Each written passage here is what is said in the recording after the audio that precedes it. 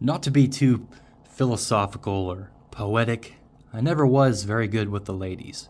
But most lies, as we know, are bad. But the only good lies are the ones that we never knew were lies to begin with. Today, we're going to talk about the greatest lie ever told. We're going to talk about the history of fiat currency.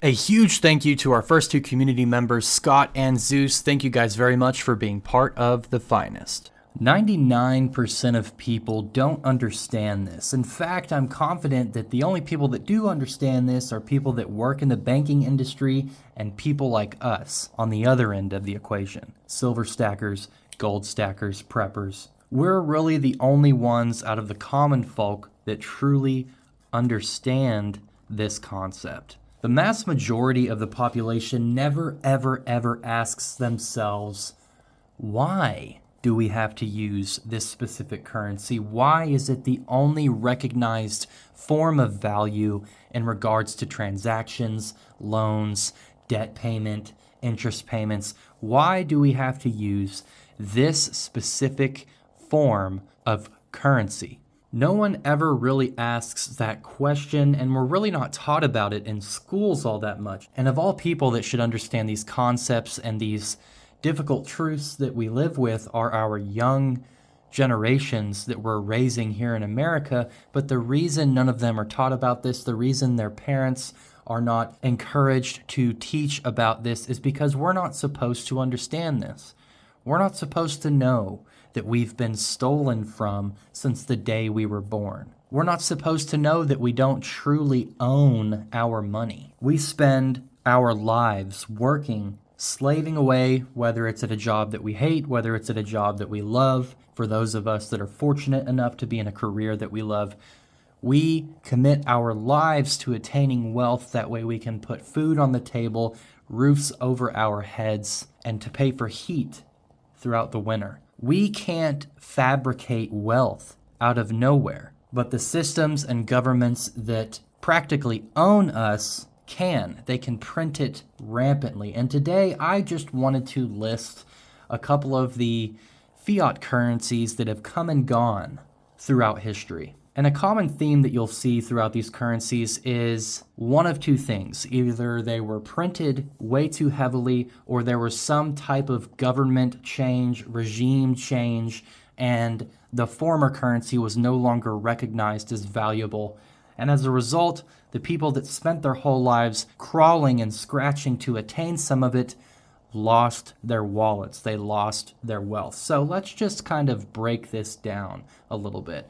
We're going to start off with one that's a little bit recent. The Zimbabwean dollar, usage 1980 to 2009. The reason it went out of style? Hyperinflation due to poor economic policies, land reforms, and excessive printing of money. Excessive printing. Next one, Yugoslav dinar, 1918 to 1999. Reason it went out of style: hyperinflation during the breakup of Yugoslavia in the early 1990s, driven by political instability and economic sanctions. It's interesting how these pieces of paper are so tightly controlled by the people that actually print it. It's interesting how that works. Almost like you never actually have any control over your wealth to begin with if you base your wealth around dollars or government notes. The next one, the Confederate dollar. I included this one just because it was a little bit fun. It's pretty interesting. Confederate dollar usage, 1861 to 1865, only used for 4 years. The reason it went out of style, it was issued by the Confederate States. During the American Civil War, the currency became worthless. After the Confederacy's defeat in 1865, inflation and lack of backing made it unusable. That's kind of a specific situation. That one required a civil war, but you get the point how these pieces of paper really don't actually mean anything. This is a vapid source of value. It's entirely based upon an agreement. an agreement made out of thin air. Next up is the Roman denarius. This one is my favorite. It was used in the late Roman Empire. The usage 211 BC to the 3rd century AD. The reason it became useless is because it was debased across the board over several centuries because the silver content in the coins was gradually reduced, leading to rampant inflation. By the 3rd century AD, the denarius had become virtually worthless. How hilarious is that? They based their currency off of something real, like silver. They had it, they were on track, they were doing the right thing. And then they started stripping away the bits of silver that were inside of their coins, and subsequently, what happens? It's not worth anything. How many people starved because of that? Moving on. The North Korean won, or won. I'm not entirely sure how to pronounce that, but the North Korean won pre-2009. It was used from 1947 to 2009. This currency was redenominated in 2009, but it kind of didn't go how the North Koreans planned. The redenomination of the North Korean won was aimed at curbing inflation, but it led to massive losses in wealth for the population. That's what everybody was holding. That's what they were using to pay for groceries and bills and transportation and things of that nature. The currency was then redenominated after 2009, and the new one further destabilized the economy. So they made a bad situation worse, but I'm really not surprised. It's North Korea. Do they really do anything right? I feel so sorry for those people that are trapped in that country. Let's go back in time a little bit further. The Athenian drachma, used in 600 BC to the 1300s AD. Reason for loss of value was the Athenian drachma was originally a silver-based currency, but during times of war and economic crisis, Athens, like many other ancient civilizations, debased its currency by mixing in cheaper metals, which contributed to its decline in value. Isn't it weird how much we can learn from history? Isn't that funny?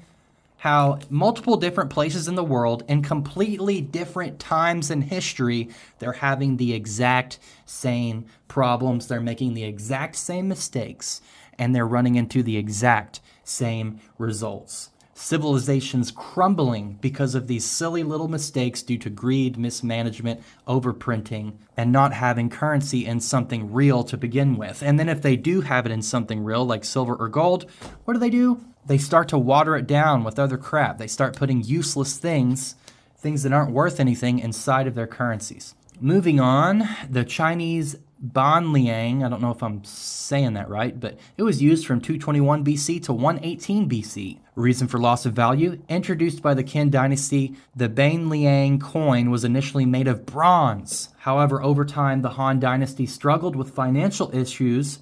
The metal content was reduced, leading to inflation and loss of value. It happens over and over on all different parts of the world at completely different times in history. And lastly, the Byzantine solidus usage, AD 312 to AD 11th century. Reason for loss of value. The solidus was initially a stable gold coin. Good job, guys. That's a good thing, right? However, by the 11th century, its purity and gold content were reduced as the empire faced military expenses and economic pressures, leading to its decline in value and replacement by the hyperion. By the hyperpyron.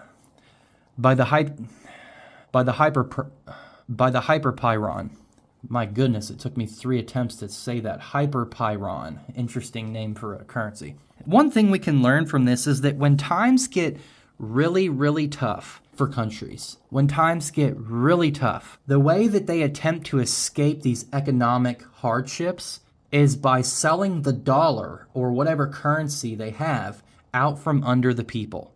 They've done that many times, over and over and over. And that is exactly what's happening today. They're printing the crap out of these dollars. Since 2020, they have printed 80% of all US dollars ever printed in the past 4 years. That's insanity. I can't believe that is true, but it is. The first time I heard that statistic, I had to look up multiple sources to see if I was reading BS or not, but it's true, 80% in the past 4 years. We can learn a lot from history, and we can decide to not learn a lot from history. And when we decide to not learn our history, and keep it at the forefront of our minds and at the forefront of our intentions and judgment, history ultimately repeats itself. And that's what's happening again with the United States dollar. And I'm not going to sit here like I'm on some high horse, like I know how to fix this issue. I don't. I don't. You could take a panel of a dozen PhD level economists, stick them in a room together with a common goal, which is to save the economy, save the American currency, and I'm sure those people couldn't even figure it out. This is a massive issue, but one thing I do know, and I'm sure a lot of you will agree with me, is the rampant spending and the bloated budgets that the government uses to operate. I think it's been blown way out of proportion. I don't think there's any accountability in our legislative branches that can kind of put some control on how much money is being spent, how budgets are calculated, where our money is being sent overseas, or how much of it is staying home. There's definitely some improvements we can make as a country if only the people had more influence over that.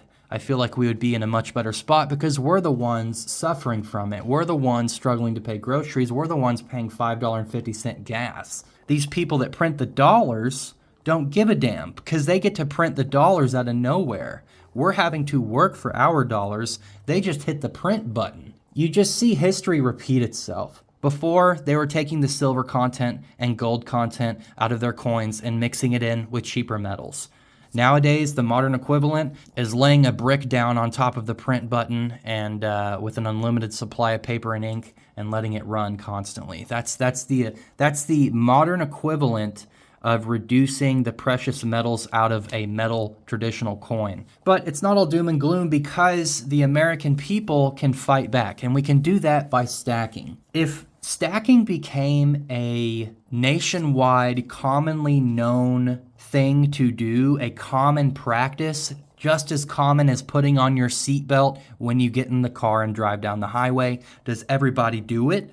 No. Does the majority of people do it? Yes. Why? Because it's safe. It's common sense and it's safe. If everyone stacked as commonly as they put on seatbelts when they hopped in a car, that would completely change the landscape. If every average American had a significant or maybe even fractional portion of their net worth inside of metals, it would do a lot to compete against the fiat dollar because not nearly as much money would be going into plastic. Not as much money would be going into cars that we don't need. Not as much money would be going into phones and the new $180 shoes that are going to wear out in 2 months.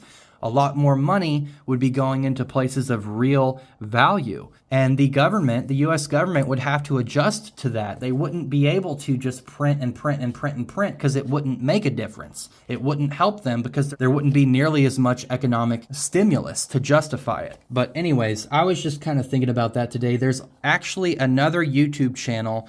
I forget the YouTube channel's name. It's a silver stacking channel, but he actually made a video documenting the history of fiat currencies. And I found his video while I was doing a little bit of research today. And his video title is actually very similar to what I'm going to name this video.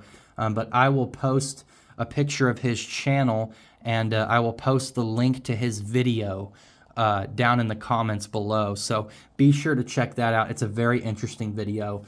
Tell him that 49's Fine sent you. Anyways, guys, thanks for watching. Keep stacking. Know where the real value is, which you guys do because you're watching this video. Y'all are the smart ones. All right, guys. Peace.